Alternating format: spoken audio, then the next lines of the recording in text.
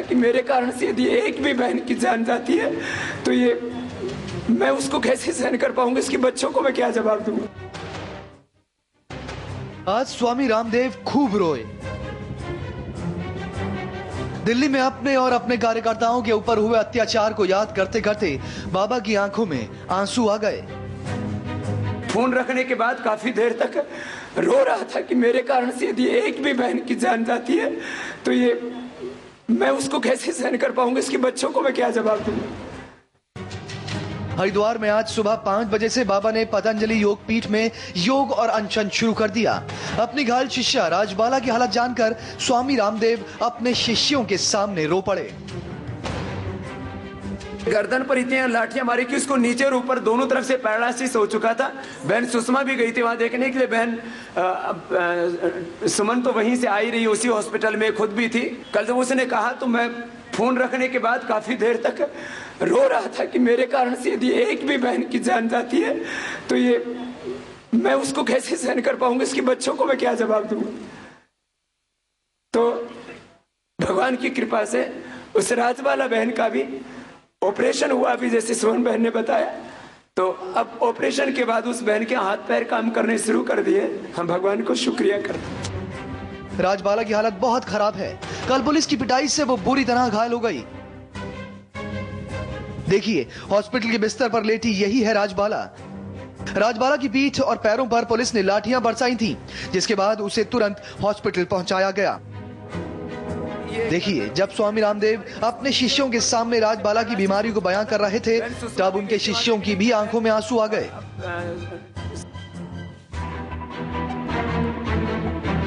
चाहे महिलाएं हो या पुरुष, सभी बाबा के आंसू देखकर रो पड़े। अब सुनिए, ये वो महिलाएं हैं जो स्वामी रामदेव के सत्याग्रह में शामिल होने महाराष्ट्र से आई थी। इन महिलाओं ने आरोप लगाया कि दिल्ली पुलिस ने इनके साथ बदतमीजी की। पुलिस ने रामलीला मैदान में खदेड़ने के लिए इन्हें शौचालय में घुस कर बाहर निकाला।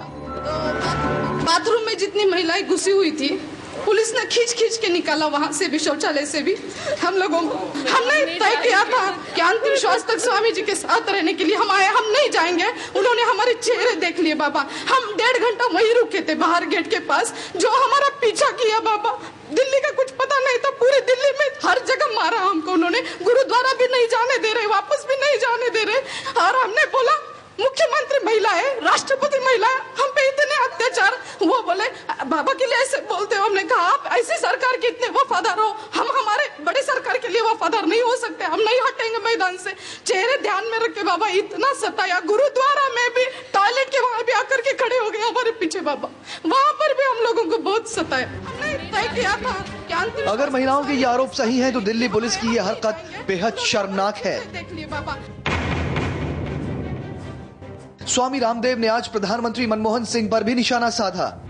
एक तरफ वो सरदार हैं जो गुरुद्वारों में बैठे हैं, जो हमारे घायलों को उपचार दे रहे हैं, उनको भोजन दे रहे हैं, उनको सुरक्षा दे रहे हैं, उन गुरुद्वारे वो भी तो सरदार है।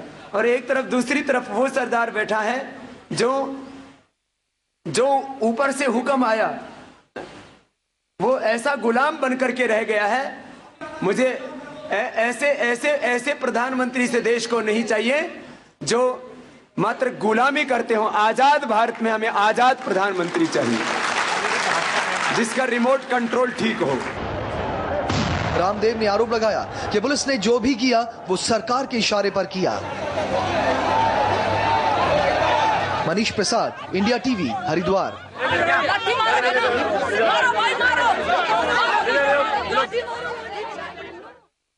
और दिल्ली के रामलीला मैदान में जो कुछ हुआ उस पर दिल्ली की मुख्यमंत्री ने क्या कहा, दिखाएंगे ब्रेक के बाद।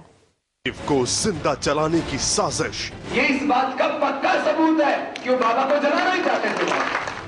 रामदेव को झूठे ईमेल से कौन फंसा रहा था? आशंका थी वो आतंकवादी हमले का ईमेल पुलिस ने ही बनाया। रामलीला में दिल्ली पुलिस बम फोड़ना चाहती थी। रामदेव के 10 खुलासे दोपहर 2 बजे। रामलीला मैदान में जो बर्बरता देखी गई उसकी गवाह साउथ की अभिनेत्री दिया शर्मा भी बनी। हमारे संवाददाता भास्कर मिश्रा ने जब उनसे बात की तो सुनिए क्या कहा उन्होंने। एक्ट्रेस और एंकर दिया शर्मा हमारे साथ हैं। वो स्वामी रामदेव के सत्याग्रह में शामिल थी और वहाँ क्या कुछ हुआ था और इस तरह के जिस तरह की कार्रवाई पुलिस द्वारा की गई, क्या इसकी उम्मीद थी उनकी, ये बात करते हैं। दिया, क्या आपको लगा कि इस तरह से पुलिस कभी कर सकती है बाबा रामदेव के खिलाफ और तमाम जो लोग मौजूद थे उनके खिलाफ? मुझे ऐसा कभी नहीं लगा कि पुलिस ऐसा कर सकती है, लेकिन एक्चुअल बात यही है कि पुलिस कम और सोनिया गांधी जो हैं वो इसमें ज्यादा इन्वॉल्व हैं। कार्रवाई जब हो रही थी रात में, तब आप मौजूद थी वहाँ पे, कैसा मंजर था? आप सब सो रहे थे, कोई प्रॉब्लम नहीं थी, बाबा जी भी सो रहे थे, बहुत पीसफुल था। बट सडनली भगदड़ का माहौल बन गया कि पुलिस आ गई है, पुलिस आ गई है, ऐसे कुछ हो गया है। सडनली कुछ हमें फायरिंग की आवाज़ सुनाई दी, पुलिस आई, स्टैम्पीड के जैसे होता है, किसी को पाँव से मार रही थी, किसी को डंडों से मार रही थी, और उसके बाद आंसू के गोले काफ़ी देर में छोड़े। तब तक बाबा जी ऑलरेडी कूद चुके थे, अपने जो लोग हैं उनके कंधों के ऊपर बैठे थे और लोगों को शांत होने के लिए कह रहे थे बाबा। तो यही माहौल था वहाँ पर। अब आप यकीन नहीं मानेंगे कि वहाँ पर बाद में क्या माहौल था। लोगों को मार करके जो मस्जिद के साथ नाला है उसके अंदर फेंका गया, जैसे भेड़ बकरियां होती हैं उस तरह से फेंका गया। औरतों को लिटरली नंगा कर दिया गया था। That was the scene out there. लोगों की पिटाई की गई डंडों के साथ में। हम लोगों को गाड़ी तक अंदर नहीं ले जाने, मतलब रामलीला ग्राउंड के बाहर गाड़ी तक नहीं ले जाने दी जा रही थी, जबकि हम लोग हेल्प करना चाह रहे थे। कोई वहाँ पे एम्बुलेंस नहीं थी, लोग जो वहाँ पे घायल थे उनको ले जाने नहीं दिया जा रहा था। और सबसे बड़ी बात यह है कि आरएमएल और जो भी पास के हॉस्पिटल थे, सफदरजंग वगैरह, वहाँ पर एंटरटेन हम लोगों को नहीं किया जा रहा था। That is why we had to take the patients to permanent hospital. अब जबकि इतना सारा कुछ हुआ, टीवी कैमरे के सामने हो रहा था पुलिस की यह कार्रवाई, उसके बावजूद भी केंद्र सरकार इसको गलत नहीं मान रही है। और कई जो केंद्र सरकार के नेता हैं या कि जो बाकी कांग्रेस के लीडर हैं वो बाबा पे आरोप लगा रहे हैं। ये कैसा लग रहा है आप लोगों को? कहते हैं जब गीदड़ की मौत आती है तो वो शहर की तरफ भागता है। वही वाली कहानी यहाँ पर है। कांग्रेस एक झूठी, एक मक्कार, एक चोर सरकार है, वो सारी दुनिया जानती है। बाबा की वजह से वो डर चुकी है। दिग्विजय सिंह जी इतने बड़े बड़े जो दावे बोल रहे हैं कि बाबा के पास डिग्री नहीं है, so on and so fourth. उनसे जाकर पूछिए कि थॉमस एडिसन या मैडम क्यूरी या फिर जो वेद व्यास थे उनके पास कोई डिग्री थी? वो बाबा को चोर बोलते हैं। उनके ऊपर, खुद के ऊपर इतने सारे केसेस चल रहे हैं। सोनिया गांधी जो कि एक भारतीय संस्कृति से भी नहीं है, जिन्होंने गेइज्म को लीगलाइज कर दिया है, जिन्होंने लिव इन रिलेशनशिप को लीगलाइज कर दिया है, ऐसी औरत के हाथ में हमने जो है अपने देश को सौंप रखा है। She should be thrown out of this country right away. अब बाबा को दिल्ली में घुसने भी नहीं दिया जा रहा, 15 दिन के लिए अभी बाहर कर दिया गया है और ये बोला गया कि कानून व्यवस्था हम देखेंगे, उसके बाद आगे की कार्रवाई की जाएगी।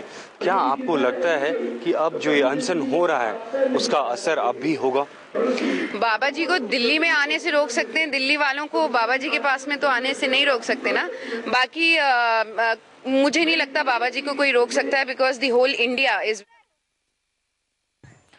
और स्वामी रामदेव पर हुई कार्रवाई मसले पर शीला दीक्षित ने क्या कहा, दिखाएंगे ब्रेक के बाद।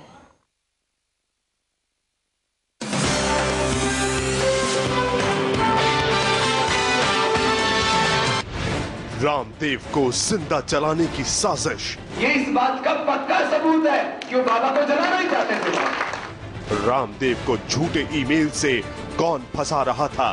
आशंका थी वो आतंकवादी हमले का ईमेल पुलिस ने ही बनाया। रामलीला में दिल्ली पुलिस बम फोड़ना चाहती थी। रामदेव के 10 खुलासे। दोपहर इस वक्त की बड़ी खबर, दिल्ली की मुख्यमंत्री शीला दीक्षित ने रामदेव मुद्दे पर अपना पल्ला झाड़ लिया है।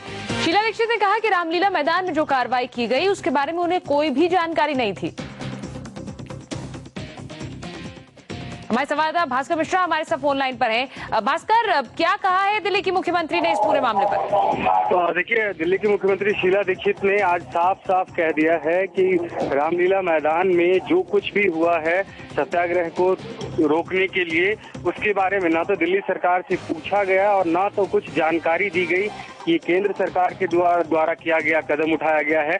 वही दूसरी तरफ ये भी तय है कि पूछा जाना कोई बहुत ज्यादा आवश्यक भी नहीं था, ये जानते हुए कि दिल्ली पुलिस दिल्ली सरकार के अंडर नहीं आती है, मिनिस्ट्री ऑफ होम के अंदर में आती है, तो ऐसे में पूछा जाना भी जरूरी नहीं था। और जिस तरह से केंद्र सरकार के ऊपर में दबाव बन रहा था बार बार, ऐसे में निश्चित रूप से उनको किसी और की इजाजत लेने की जरूरत नहीं थी और इस तरह से ये कार्रवाई की गई। तो निश्चित रूप से दिल्ली की मुख्यमंत्री शीला दीक्षित ने ये साफ कर दिया है कि दिल्ली में बेशक ऐसी कार्रवाई हुई हो, आधी रात को सो रहे लोगों के ऊपर में लाठियां चलाई गई हो, आंसू गैस के गोले छोड़े गए हो, लेकिन केंद्र सरकार के द्वारा उनको ना तो कोई जानकारी दी गई इस कदम के बारे में और ना तो कुछ पूछा गया। जी, और अभी तक तो जो सवाल थे वो विपक्ष ही गृह मंत्रालय से पूछ रहा था, अब शायद शीला दीक्षित के इस बयान के बाद भी साफ हो गया है कि जो किया गृह मंत्रालय के द्वारा ही किया गया।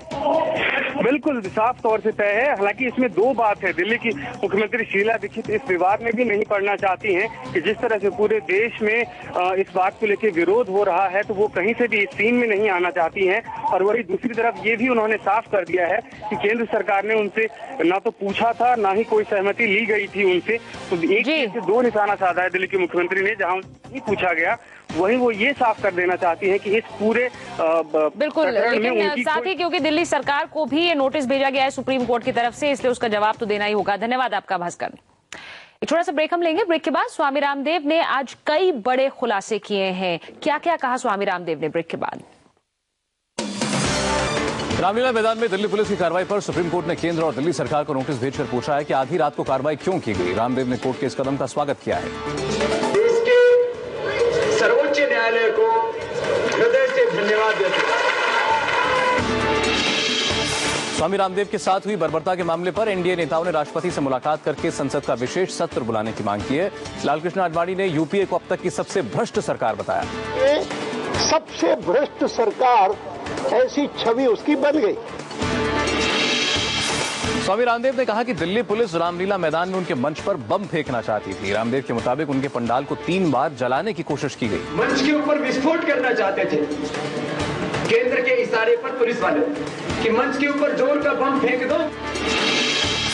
लोकपाल ड्राफ्टिंग कमेटी में शामिल सिविल सोसाइटी के सदस्यों ने कहा कि सरकार इस विधेयक को लेकर गंभीर नहीं है। कमेटी का कहना है कि इस बारे में प्रणब मुखर्जी ने राज्य के मुख्यमंत्रियों की सलाह लेने के लिए जो चिट्ठी भेजी है उसमें उठाए गए सवाल गंभीर नहीं है।